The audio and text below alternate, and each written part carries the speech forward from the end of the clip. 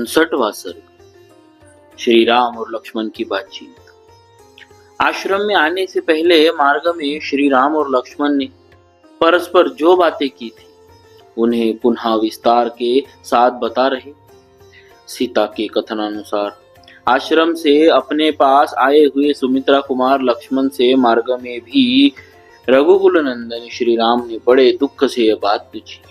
लक्ष्मण, जब मैंने तुम्हारे विश्वास पर ही वन में सीता को छोड़ा था तब तुम उसे अकेली छोड़कर क्यों चले आए? लक्ष्मण, मिथिलेश कुमारी को छोड़कर तुम जो मेरे पास आए हो, तुम्हें देखते ही जिस महान अनिष्ट की आशंका करके मेरा मन व्यथित हो रहा था वह सत्य जान पड़ने लगा है। लक्ष्मण, मेरी बाई आंख और बाई भुजा फड़क रही। तुम्हें आश्रम से दूर सीता के बिना ही मार्ग पर आते देख मेरा हृदय भी धक धक कर रहा है। श्री रामचंद्र जी के ऐसा कहने पर उत्तम लक्षणों से संपन्न सुमित्रा कुमार लक्ष्मण अत्यंत दुखी होकर अपने शोकग्रस्त भाई श्री राम से बोले, भैया, मैं स्वयं अपनी इच्छा से उन्हें छोड़कर नहीं आया। उन्हीं के कठोर वचनों से प्रेरित होकर मुझे अपने पास आना पड़ा है। उन्हीं के कठोर वचनों से प्रेरित होकर मुझे आपके पास आना पड़ा है। आपके ही समान स्वर में किसी ने जोर से पुकारा, लक्ष्मण, मुझे बचाओ। यह वाक्य मिथिलेश कुमारी के कानों में भी पड़ा। उस आर्तनाद को सुनकर मैथिली आपके प्रति स्नेह के कारण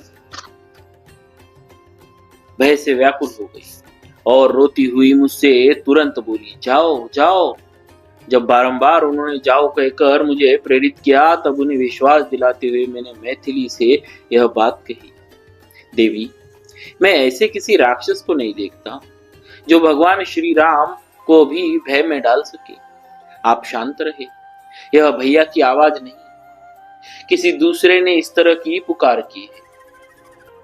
सीते जो देवताओं को की भी रक्षा कर सकते हैं वे मेरे बड़े भाई मुझे बचाओ ऐसा निंदित कायरतापूर्ण वचन कैसे कहेंगे? किसी दूसरे ने किसी बुरे उद्देश्य से मेरे भैया के स्वर की नकल करके लक्ष्मण मुझे बचाओ यह बात जोर से कही।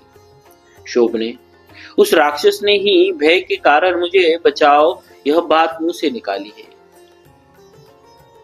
आपको व्यतीत नहीं होना चाहिए। ऐसी व्यथा को नीच श्रेणी की स्त्रियां ही अपने मन में स्थान देती है। तुम व्याकुल मत हो, स्वस्थ हो जाओ, चिंता छोड़ो। तीनों लोकों में ऐसा कोई पुरुष न तो उत्पन्न हुआ है, न हो रहा है और न होगा ही, जो युद्ध में श्री रघुनाथ जी को परास्त कर सके। संग्राम में इंद्र आदि देवता भी श्री राम को नहीं जीत सकते। मेरे ऐसा कहने पर विदेह राजकुमारी की चेतना मोह से आच्छन्न हो गई। वे आंसू बहाती हुई मुझसे अत्यंत कठोर वचन बोली, लक्ष्मण, तेरे मन में मेरे लिए अत्यंत पापपूर्ण भाव भरा है। तू अपने भाई के मरने पर मुझे प्राप्त करना चाहता है, परंतु मुझे पा नहीं सकेगा। तू भरत के इशारे से अपने स्वार्थ के लिए श्री रामचंद्र जी के पीछे पीछे आया है, तभी तो वे जोर जोर से चिल्ला रहे हैं और तू उनके पास जाता तक नहीं। तू अपने भाई का छिपा हुआ शत्रु है, मेरे लिए ही श्री राम का अनुसरण करता है और श्री राम के छिद्र ढूंढ रहा है, तभी तो संकट के समय उनके पास जाने का नाम नहीं लेता है। विजय राजकुमारी के ऐसा कहने पर मैं रोष से भर गया। मेरी आंखें लाल हो गई और क्रोध से मेरे होठ फड़कने लगे। इस अवस्था में मैं आश्रम से निकल आया। लक्ष्मण की ऐसी बात सुनकर श्री रामचंद्र जी संताप से मोहित हो गए और उनसे बोले, सौम्य, तुमने बड़ा बुरा किया जो तुम सीता को छोड़ यहाँ चले आए। मैं राक्षसों का निवारण करने में समर्थ हूँ, यह जानते हुए भी तुम मैथिली के क्रोध युक्त वचन से उत्तेजित होकर निकल पड़े।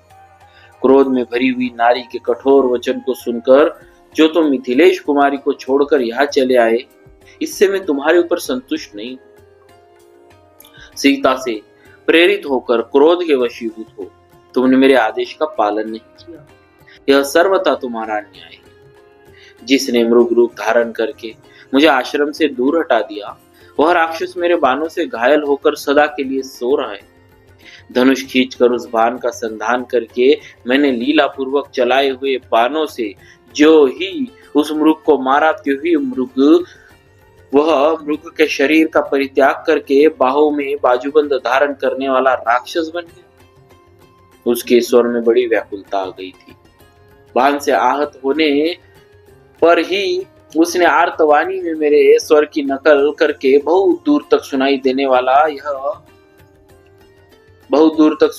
वाला वह अत्यंत दारुण वचन कहा था, जिससे तुम मिथिलेश कुमारी सीता को छोड़कर यहाँ चले आओ। इस प्रकार श्री वाल्मीकि निर्मित आर्ष रामायण आदि काव्य के अरण्य कांड में 59वां सर्ग पूरा हुआ। बोलिए श्री सीताराम जी महाराज की जय। भक्तवत्सल भगवान की जय।